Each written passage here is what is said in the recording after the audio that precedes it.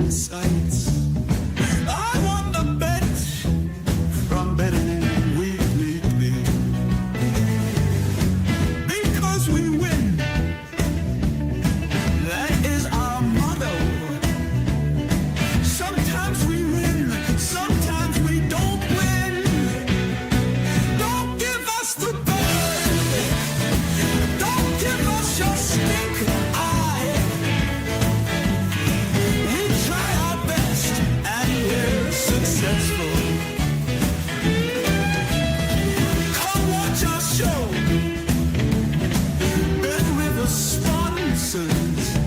It's time to start. Enjoy the show.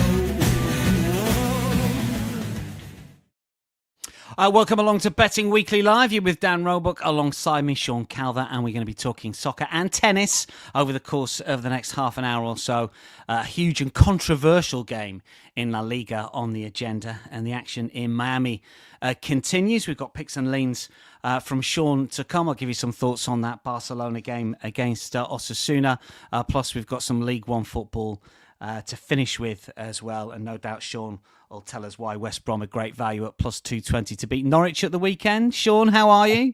I thought you were trying to insinuate we were in League One there for a minute. We're doing West Brom. They're doing okay. My little boy was mascot there last week, actually. Oh, wonderful! Yeah, he was mascot for the Hull City match. So it was good experience for him. That's of course West Brom didn't actually win the match. You know, it was a 1-1 draw, as is fairly typical of West Brom. But what was the question? How am I? Yeah, I'm all right. Just played a bit of paddle out in the sunshine of balmy Britain at the minute. Yeah, I'm doing good, thanks. Yeah, wonderful. Obviously, Nigel was scheduled to go to Miami. Were you at Indian Wells the previous week? How was that for you? How was your latest trip? It's a tough one, that is, Indian Wells. If you've never been, it takes 20 hours to get there, door to door. Obviously 20 hours to get back. So, and it takes a few days for you to kind of get your head around the time zones and all the rest of it. So it's once you're there as well, it's if you've never been, it's quite difficult to explain, but it's literally in the middle of the desert, in the middle of nowhere. So it's very hard to be near the tennis and to have other facilities like, you know, restaurants and bars or whatever. It's all it's a bit of a mission, Indian Wells, and you do get some very peculiar results there as well. So, I think I've done Indian Wells 3 or 4 times now. I think I'm going to join Nigel in Miami next year. He looks like he's having a lot more fun than I am. So, yeah, I'll go and spoil his fun in Miami. Absolutely. You'll get down to the Everglades. Welcoming one and all. Paul's with us. King Savvy says, Sean, the Instagram model. Don't know where he's got that one This from. is Nigel yesterday. I don't know what he's on about with that. He said he sat next to a lady on the plane on the way back from, obviously, Miami. Yeah. He said she was an Instagram model. And I queried, what's an Instagram model? I mean... And then Nigel suggested that I was an Instagram model because I use Instagram for the tennis stuff. I don't know what was going on. That's what that's all about anyway. Okay. I get it. Mate says, hello, gents. Villa fan says, hi, Dan and Sean. Nish, yes, saw the pics online, Sean. King Savvy Saver is coming back and says, why does Sean support West Brom? I presume it was your local club when you were growing up, Sean. Correct. Yeah. Got it in one down. I'm from Stafford, which is kind of in the middle of numerous clubs, really. When you're born in Stafford, when I was, which was quite a while ago, West Brom were actually one of the top sort of 2 or 3 best teams in the country at that point in time. If you do a bit of research on West Brom, sort of 1980, 81, we were a very, very good team. And Stafford is like half an hour from the Hawthorns, so I just basically chose West Brom based on those factors. Yeah. Jean Jean says, I bet Phil's when he was down 3-1 in the third. Easy money. Oh, my days. Easy money. I take it that wasn't. Joe says, hi, fellas. Any thoughts on the Barca game? We're going to talk football first. The real Brendan King says, welcome back. Sean the GOAT is back. Adam says, afternoon, gents. Solid duo today. Thanks very much. And Bolo Charles says, good afternoon, everyone. King Savvy says, I was brought up not far from the stadium in Handsworth. You must be familiar with it. Yeah. Yeah, Handsworth is just the other side of the A41. Goes from West Bromwich through to Birmingham. Handsworth is the next stop along, if you like. Yeah, I know it well. Don't forget to follow us on Twitter at Because We Win, Instagram, as Sean was talking about as well. And please sign up to the newsletter, bettingweeklystudios.com, if you haven't already. An awful lot of selections coming up for this weekend. And over the course of the last couple of newsletters, for the weekend at least, it's been profitable. We've got the Monday newsletter as well. You will get both when you sign up. It is for free. Let us know in the comments who you're betting over the course of today. Sean's thoughts to come on the tennis shortly. Frederick says Barca both seems to score an Lewandowski goal. Yeah, possible, Frederick. I spoke to Rory Abalo about Barcelona. He goes the other side of that. Disky Stats says, welcome one and all. Let's just cover off some basketball for you. Obviously, the college action continues. An awful lot of content across the Bet Rivers network when it comes to the college basketball, so you could go and have a look at that for some selections. But we've had the pleasure of having Doug Kazarian on the show on a couple of occasions recently. He's absolutely flying at the moment, 8-0 for March Madness and NBA tips over the last couple of shows, I think it is. He's also put up the Cougars for the title at around about 120 to 1. I think the 50s now, something like that. So if you've been following Doug, you have been making some money. And Doug is going to be back with us on Monday for more of the college hoops action.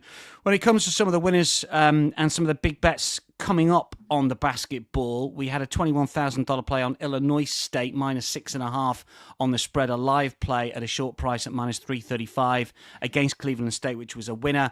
And big bets today. You want to follow the money on the basketball today. $25,000 play on Duke on the money line against Arizona. $20,000 play on Florida on the money line against Maryland. These are pretty short. And then on the spreads, 15,000 on Texas -5.5. -112 on Duke at -9.5, a $14,000 play against Arizona. Again, just a shade less than even money. Likewise, Arkansas +5.5 against Texas Tech. We've had a $12,000 play near as damn it.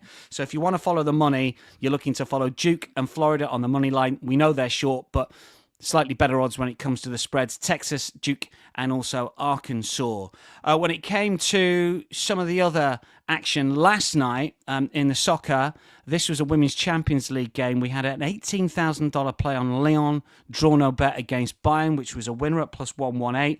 Well done, Lyon have been probably the best team over the last sort of decade, although Barcelona, the European champions at the moment. Great result for Arsenal last night, incidentally, in the Women's Champions League through to the semis. On the EuroLeague basketball, on Maccabi Tel Aviv against Panathinaikos, over 49.5 Q1 live at -122, which was a loser. I think one or two of our YouTube commenters have got a little bit of it in when it comes to the EuroLeague basketball. So if you've got anything for us, let us know. There's action a little bit later on, starting around about 3 p.m. Eastern.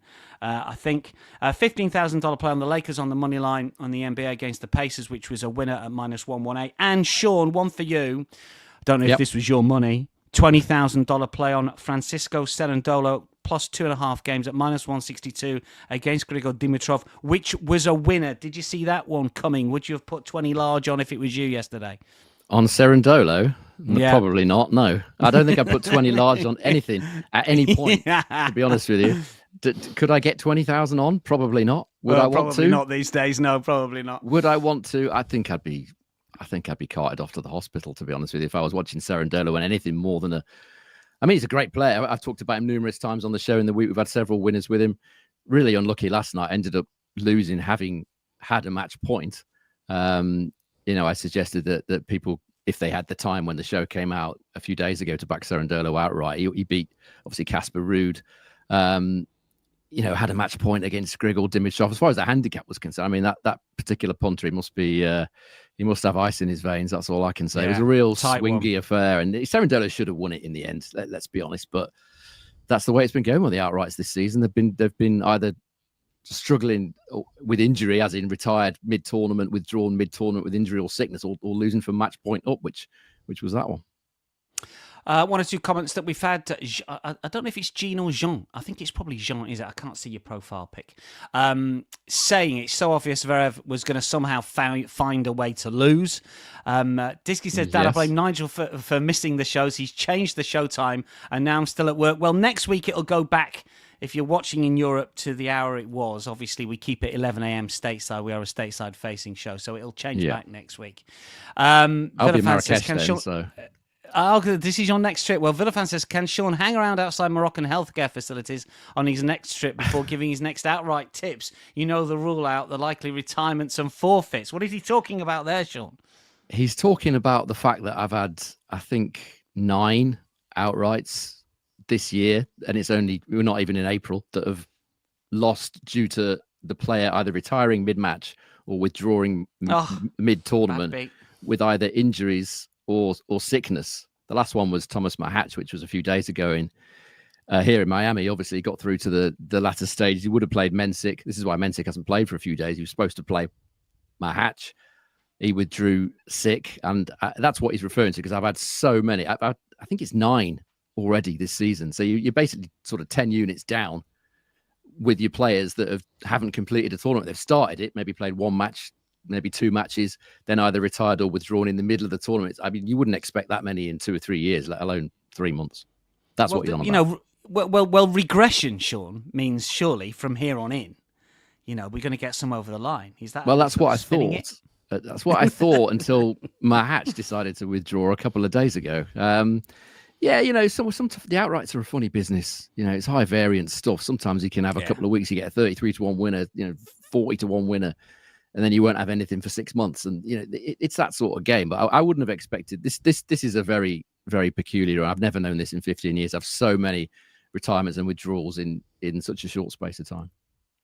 Well, hopefully we're getting on the right side of the futures. But yeah, the variance is massive. I've still got one going on. Sorry. Yeah, I've still got one. Arto Feast is one of my outrights. So, okay. Yeah. All right, we'll get to that game shortly. John says it's John. He's got French heritage. Nish says, my outright Dimitrov in the semi-final short. I have him for the final. Either way, Joe says you took Fears 90-1 on the show, though, so we'll talk about that one shortly. In terms of the live streams today on the BetRivers app, BetRivers website, Barcelona Osasuna will be shown, as will the League One game between Leyton Orient and Stevenage. All of the tennis as well, both the ATP and the WTA Tour action from Miami will be streamed live. And I can't remember who gave a comment regarding the badge. Paul says, baseball opening day today, and we've got a house special for you. Got a couple of house specials on the baseball opening day. Over 108 total runs scored across all 14 MLB opening day games. Is plus 110, and any player to hit a grand slam on opening day is plus 250. A couple of house specials when it comes to the MLB opening day today. I guess it's like the sort of first day of the cricket season in England, Sean, isn't it? Really, it's, the weather gets a little bit better. I don't. First day of the England cricket You're not a cricket season. fan, Sean. I used to go to all the England tours years ago. Australia, South Africa, India. I've been to all these places watching England play cricket. But county cricket, there was always one man and his dog there, wasn't there? That's true. I don't know about opening day, but if you ever went to county cricket, I don't know about now. It's changed a bit now, but 30 years ago or whatever, there was literally nobody there apart from an old couple having a bit of a picnic at a table or something. That is true. I was a member at Lancashire for a long time, and then when I moved to London, I was a member at Surrey for a long time. But I'm not anymore. But yeah, the crowds have dwindled. That is for sure. Right, let's talk football, shall we? And big game in La Liga. And this is a game that these two teams didn't want, Barcelona against Osasuna. It's incredible that it's being played today on a Thursday. It's 4 p.m. Eastern. Barcelona are short price favourites at -500. Osasuna are 10-1. The ties are 6-1. This was postponed after the death of the Barcelona club doctor. And both clubs wanted the game pushed back later in the season, but no place later in the calendar under current La Liga rules. They couldn't squeeze it in late in the season. They couldn't find a slot because Barcelona are involved in the Spanish Cup a little bit earlier. And both managers are not happy about this at all. Vicente Moreno, the Osasuna coach, and Hansi Flick as well. And it's obviously because players are coming back from the international break now. Ronald Araujo and Rafinha, the two Barcelona players, and Rafinha's been absolutely brilliant this season. Both have been involved for Brazil and Uruguay over the course of the last week or so. And basically, Hansi Flick says neither are going to play. Now, Rafinha has had a standout season. People are saying that he's potentially the best player in the world at the moment. He's been in brilliant form. He started every single game in La Liga for Barcelona bar one. The one game he didn't start was against Osasuna. Osasuna won 4-2. It was at Osasuna, which can be a tricky place to go, but he has been, along with Lamine Yamal, arguably Barcelona's best player. So what do we do with that from a betting point of view? Well, Osasuna are also missing one player that's been away on international duty as well, although Enzo Boyomo, who's been involved with the Cameroon national side playing World Cup qualifiers, he didn't play in their last game against Libya, although he was on the bench.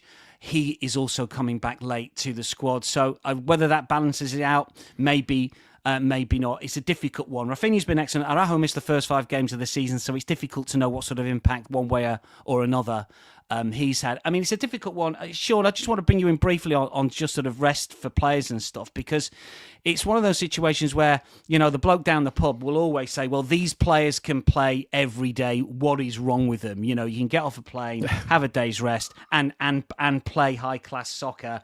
Obviously, coaches world over, and I presume it's the same with tennis, because yourself and Nigel and Rory, you'll be looking at, well, this guy's had a day's rest or 2 days rest. I mean, it's big in sport, isn't it? There's no doubt about that.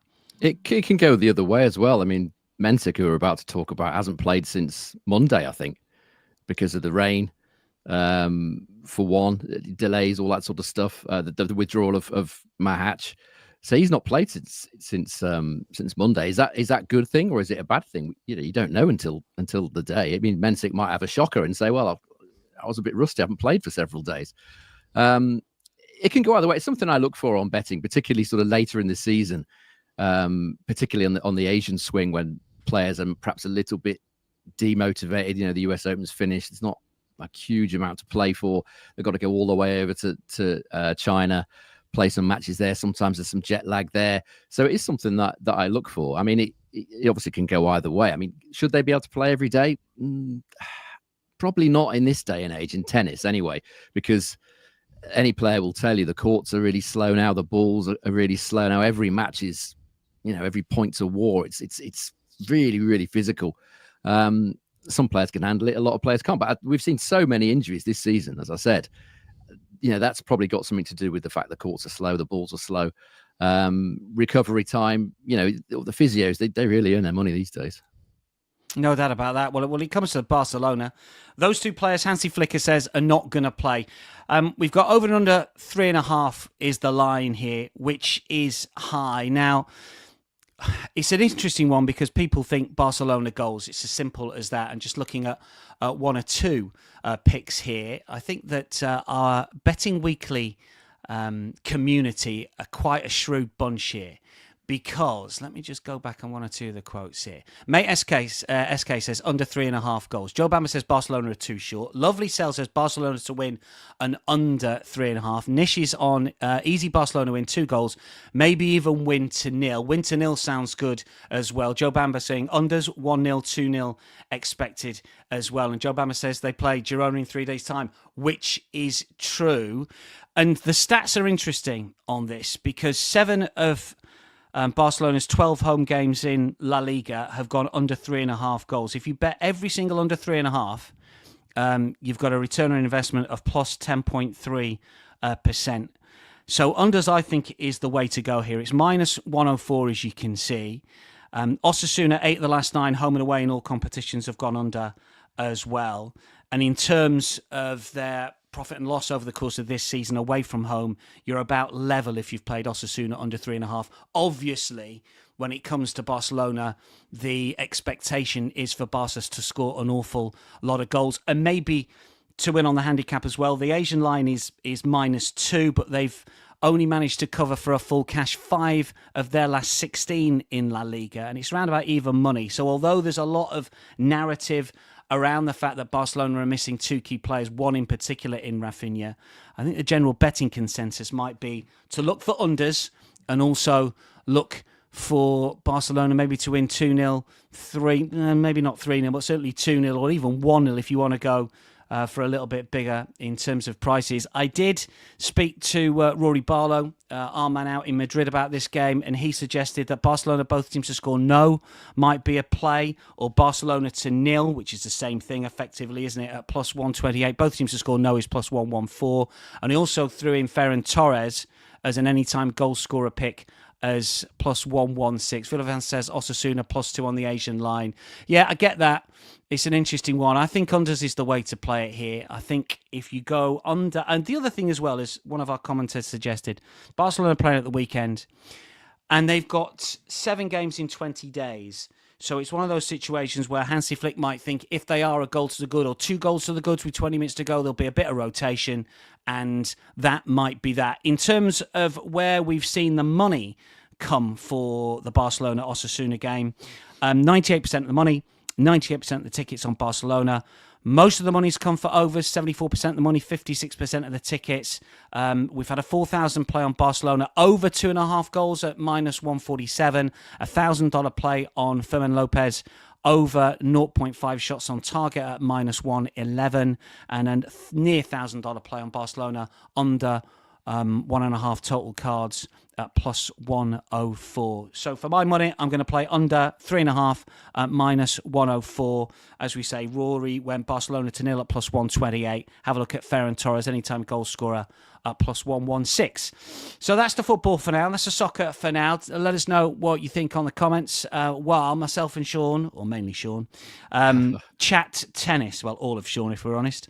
Do you know much about tennis, Dan? Very little. You've talked about 2 of the games on the show, Sean. So we'll talk about the other game first that you haven't mentioned so far on the game bet and match, which is the top one there, Artifice against Jakub Mensik. Now, in terms of the prices, minus 105 feels Mensik at minus 114. Most of the money, Sean, has come from Mensik, 63% of the cash, but 58% of the tickets on Arthur Feast. When it comes to the spread, most of the money has come on Mensik. 90% of the money has come on Mensik, who gets that, gives away minus 1.5 here. What are your thoughts on the Fields Mensik game, Sean? I think it's another really difficult one because we're talking about injuries again, unfortunately. I know I'm boring a few people with this, but Arto Feast is one of my outright picks. We had him at the start of the tournament. I think he was about 90 to 1 with Bet Rivers at the start. If anybody who watched his match against Alexander Zverev yesterday, he was stretched out on the floor, having a medical timeout. And I can't repeat his exact phrase that he said to his team, but you can guess it. My back is not good, is basically what he said. So he was remarkable that he won that match, actually, in terms of the physicality, because he was clearly struggling. Managed to win it for the most part because Zverev is really struggling at the minute, confidence-wise. He's so passive, Zverev, and Feast is anything but. Feast is a guy that will win or lose on his terms. He'll take the match to you, and he'll live by the sword or die by the sword, if you want to put it that way. And he took the game off Zverev in the end. But the reason that the odds are like they are is because of this injury. If this match was being priced up, both players fully fit, you would have Arto Feast's favourite, in my opinion. The reason for that is multifold. I mean, Mensik was a plus 140 chance when these two met in November at the Next Gen ATP finals in Jeddah, and Feast won that very convincingly. In fact, 113 to 87 in terms of service points, won and return points, won totals. That tournament, if you don't know, is played with different rules. It's a kind of end of season spectacle, if you like, but Feast overpowered him. Won 59% on second serve against 33% for Mensik. He won 44% of return points, Feast, against 31% for Mensik. And Mensik is a big server. So on the head-to-head, admittedly, it's a one match. It played under different rules, but it doesn't look great for Mensik. I mean, he certainly wouldn't be favourite if Feast was fit. This is the latest problem is the back injury. He's had this back issue since he was young. It's something that comes and goes. At the minute, how's he look? As far as I'm concerned, it's the back injuries he's come again. So we're going to have to wait and see if he's fit. There's a few other factors here. Advantage for me for Arto Feast is that he's played on this stadium court before, which is slower than the outside courts. I don't think that Mensik's played on the stadium court so far. Unless Draper match was on the stadium court. I don't think it was. I think that was on the outside court. So that's another factor in tennis because the courts aren't all the same. The stadium court is much slower. It's much more built up. It's the Miami Dolphins stadium that they play inside of. It's an actual stadium. whereas the outside ones are temporary stands. They're all totally exposed to the sun. So the conditions are very, very different. Fils has played there, 24 hours ago. Mensik hasn't. So that's a good advantage. Mensik is a player I've talked about a lot on the show in the sort of last year or so. A very, very talented young player. Is going to go far in the game, but he's not played since Monday. He's going to be fresher, 100%. I think this is why the handicap money's coming into it, because people are thinking that Fils is going to fade, over the course of this match on the basis that he's injured. Mensik is a lot fresher. So I can sort of see where that money's coming from. But as I said, he wouldn't be favourite if Fils wasn't injured. If we look at the stats, last 12 months on outdoor hard at main level, both got exactly the same win rate, 67%. Fils with the service points won and return points won, total of 104. Excuse me, Mensik 102. So Fils is ahead on the stats. But it's another one of these weird matches that myself and Nigel have talked about a lot this season, because one player's injured, the other one's fresher. Will that sort of 3 or 4 day gap help Mensik? It's a lot of variables. I certainly will. In short, I wouldn't back Mensik at that price, because he wouldn't be that price if Fils was fully fit. So any leans? Is there an angle in at all on this one, Sean? I think it's difficult with Fils' situation. I mean, I'm on Fils outright, so obviously I'm hoping he's going to win. Excuse me. I would probably, yeah, you can't back Mensik at that price, I don't think. It's a day match, so quicker, but that stadium court is slower, so that kind of puts me off the set one overs. I'd probably take a chance on Fils, because he's a young lad. He's not someone that is constantly injury prone, constantly breaking down. He's in the quarterfinals of a Masters 1000. He's going to give it absolutely everything he's got. As I said, the only reason the price is out is because of the fitness. So if he is fit, then that back issue is a long-standing one. So it's something that comes and goes. If he turns up fit today, then that price that you're seeing there on Arthur Fils might look very big by the end of the day. I hope it does. Can you get a handle by watching the first few games, or is that just not enough? Do what were you looking for? If you think actually he is fully fit, is there any sort of tells very early on for anyone who wants to get in play? Maybe wants to watch the first few games, or do you think by then, or you don't know? It's just one of those things over time. It can change rapidly in matches. I mean, if he's obviously grimacing and there are obvious signs, then one thing, but it can look like a player can look like they're fine. And then all of a sudden they call for a medical timeout, and you just think, well, what's going on here? It can arise from nowhere. It's very difficult unless it's blatantly obvious. It's very difficult to tell. And sometimes they ham it up as well. I don't want to mention certain names of certain players. So I'll probably get a lot of comments, but certain players will, like Gael Monfils. Oh, I'll mention him. Gael Monfils over the years always looked like he was absolutely out on his feet. Next thing 10 minutes later, he's running around like a spring chicken. Djokovic as well is another famous one. So it's not always obvious from their body language and how they're presenting themselves on the court, because what they're feeling inside might be quite different. Okay, so have we got any leans at all on this or not? I would take a punt on Fils at those odds. Because if he's fit, that would. If he's fit, it's a value play. Absolutely, yeah. Okay. What have we got in the comments here? We have got one or two suggesting Mensik in 2. What's Nish saying? Fils can push through. I won't rule out over 2.5 sets in this one. John says, spoke after the match that he wants more than just making quarterfinals of the Masters, wants to go further in the sport. And what else have we got here? Lovely Sales says, how about Ia beating Swiatek yesterday at 8-1 or +8? Big price, yeah. Yeah, it was a big price, wasn't it? And Aslit says, I think you're discrediting Mensik's skill set as a lot, Sean. Dude is a sniper. The lines are close because he's legit, not purely because Fils might be injured. Possibly. I mean, yes, I think he's a very, very good player. I've mentioned it many, many times on the show. I think he's got a very, very bright future in the game, but I don't see how on any statistics he could be a favourite for this if Fils wasn't injured. I've talked about the stats on outdoor hard at main level. They favour Fils. The head-to-head, admittedly one match, also favours Fils. So I don't think the odds would be the way that they are if Fils didn't have that injury cloud over him, to be honest. We're on Fils, but it's tentative. The injury is an issue, but if you like Mensik, could go 2-0. That's an option. Yeah, because he's, is he going to last 3 sets? Yeah. Is he going to last 3 sets? Yeah, maybe not. Is he going to come out? I suggest he'll come out all guns blazing. Yeah. live by the sword, die by the sword, straight sets. That's probably if he's gonna win, that's the only way he's gonna win. Yeah, probably. That's what we say. All right, interesting thoughts. One or two things to conjure with then for that first Mensik game. We have covered obviously in the game bet and match Korda, Djokovic and Fritz against Berrettini, but you can give us your thoughts on these, Sean, for those that might not have come across the tennis show just yet. I'm going to tell you where the money's been going, and you can give us your thoughts. Korda, Djokovic, round about 4:10 Eastern, is going to get underway. Korda is plus 325, Djokovic at minus 420 here. As you would imagine, most of the money has come for Djokovic, and indeed on the spread as well. He gets gives away the 4.5 start, and in the overs and unders, which is 22.5 there, plus 105, minus 129, respectively.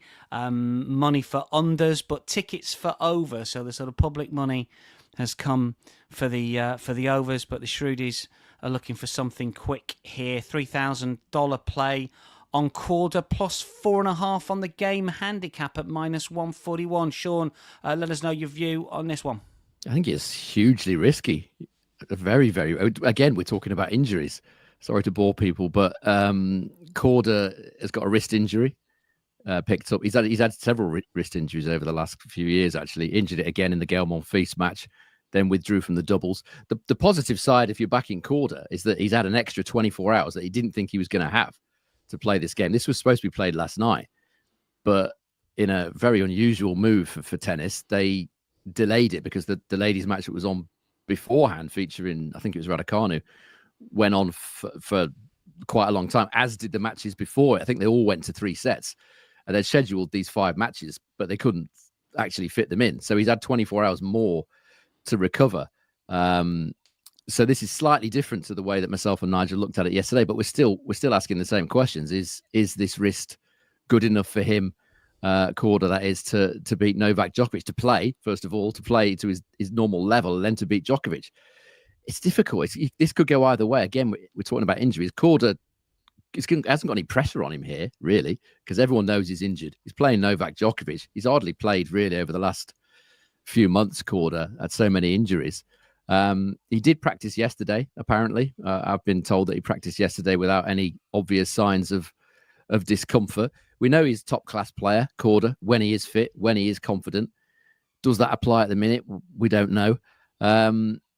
He's won his last 3 matches against top 10 opponents: Tsitsipas, Zverev, Dimitrov.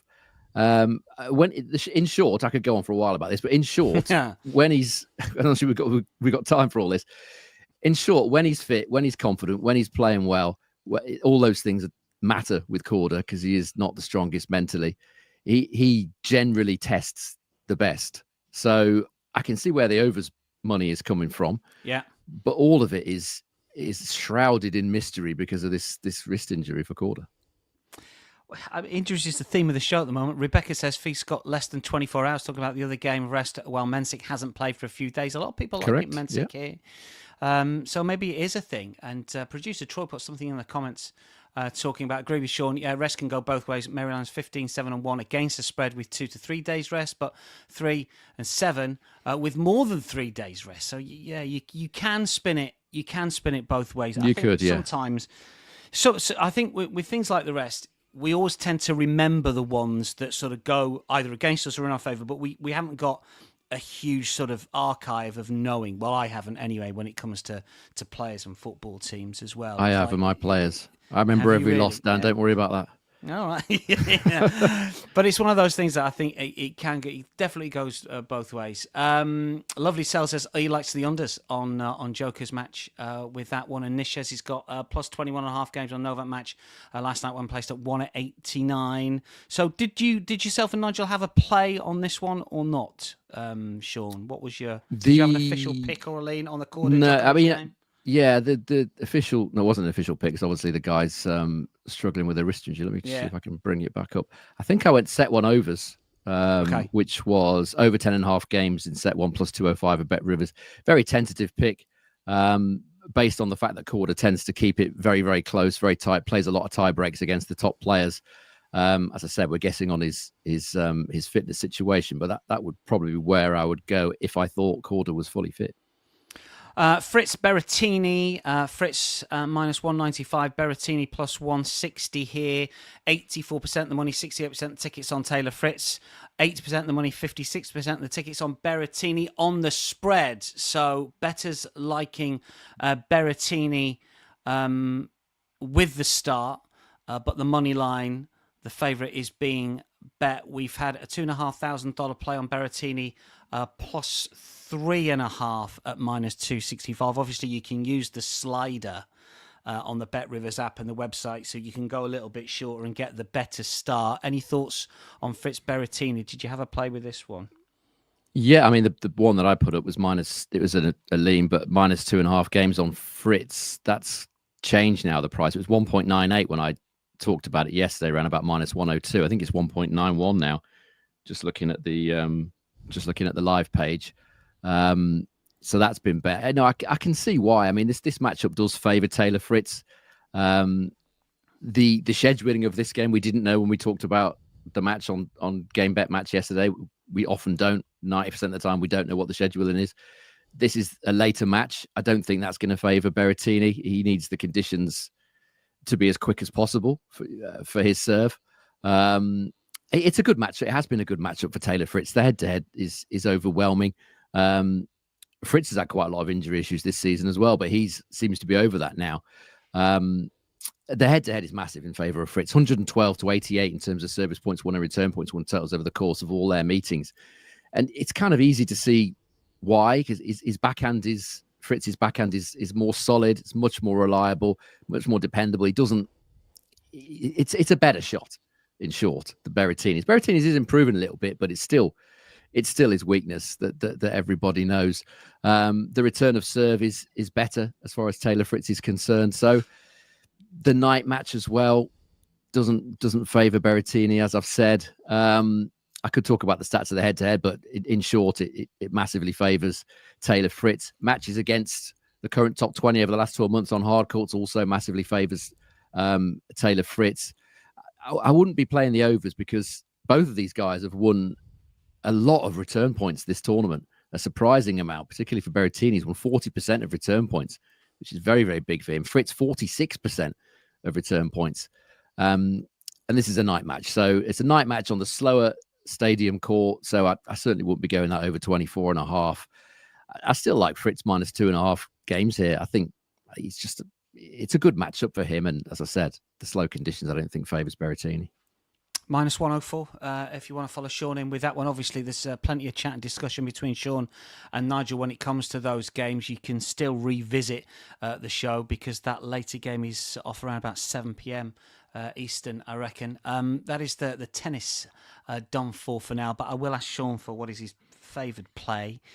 Pick of the tennis tips in just a second. We have got a little bit more football. We did talk about Barcelona, Osasuna earlier. We like under 3.5 goals if you're just joining the show for that one at minus 104.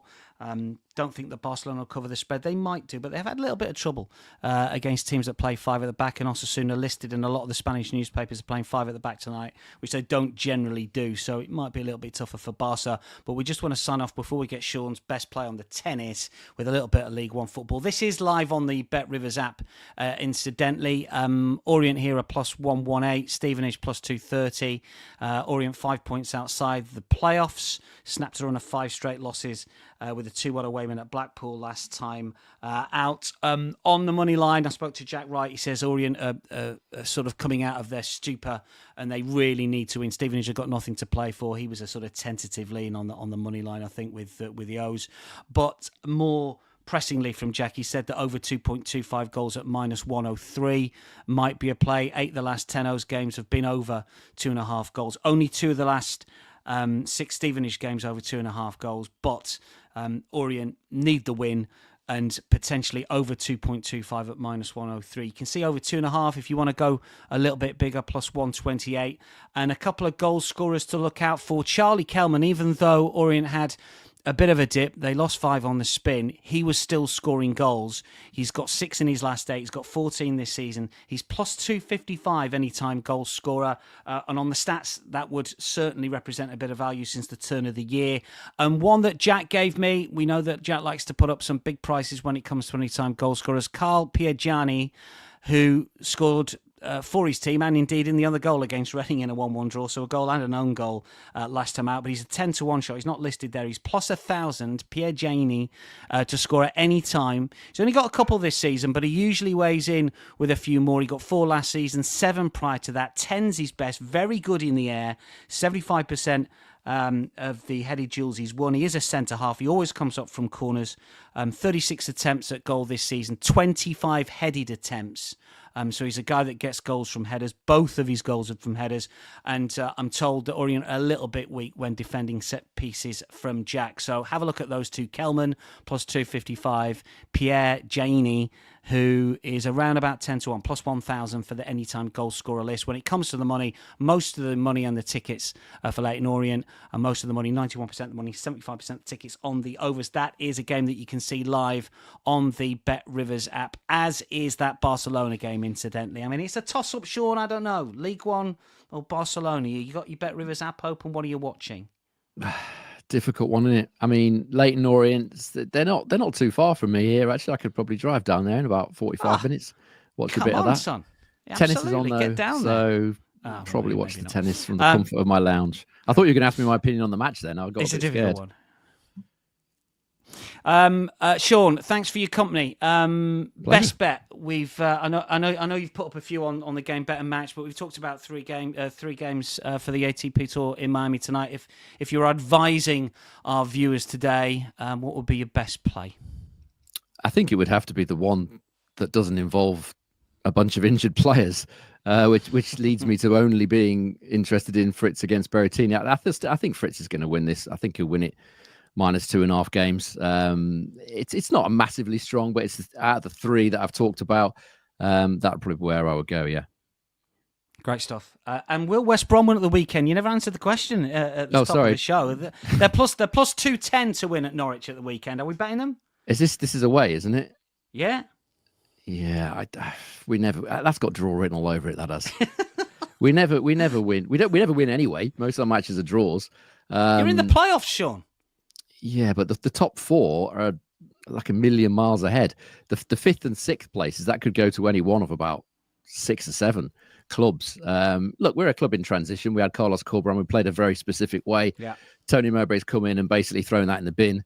And now he's got to change the mentality of the players, which was all about keeping the ball, the way Carlos Corberán plays, and then changing it to how Tony Mowbray wants it, which is far more direct. So we're a club in transition. So it's difficult for us at the minute, but I'd be happy with a draw there. Take a draw at Carrow Road. And when is your next trip? You mentioned Marrakesh. When are you going out there? Yeah, Tuesday that is. So wonderful. And what's the tournament?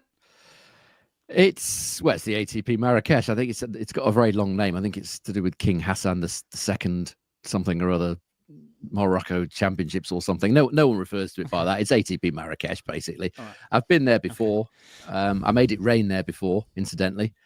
And they tried to dry the courts by setting fire to them, which was something I've never seen in any other ATP tournament. But it's free. If you happen to be in Marrakesh, don't need tickets, come along, just walk in, you'll see me there. That's it. Listen, there you go. You can go and have a Magna. You can go and have a Magnus with Sean. I'm not going to get Magnus out there. You're not going to get Magnus out there. No chance. Last word comes from Sultani Ashraf. It says Mensik in 2 close sets. His game is bigger than Zverev, especially his serve, and of course he's fresher. Oh, okay. Yeah, so I thought you were suggesting he was playing Zverev. What was he say? Especially his serve, and of course, fresher. Yeah, as I said, that can go either way. In the later stages, you would think that might tell, but is it going to go that far? Well, we shall see that game getting underway pretty shortly. That is a wrap for Betting Weekly Live. Many thanks to Sean. We're back again tomorrow, myself and Lewis, talking soccer predominantly, but we'll have a recap on the tennis and tell you where the money's gone for the latest March Madness action as well. Many thanks for joining us. Have a good betting day today. We'll speak again tomorrow. Good luck.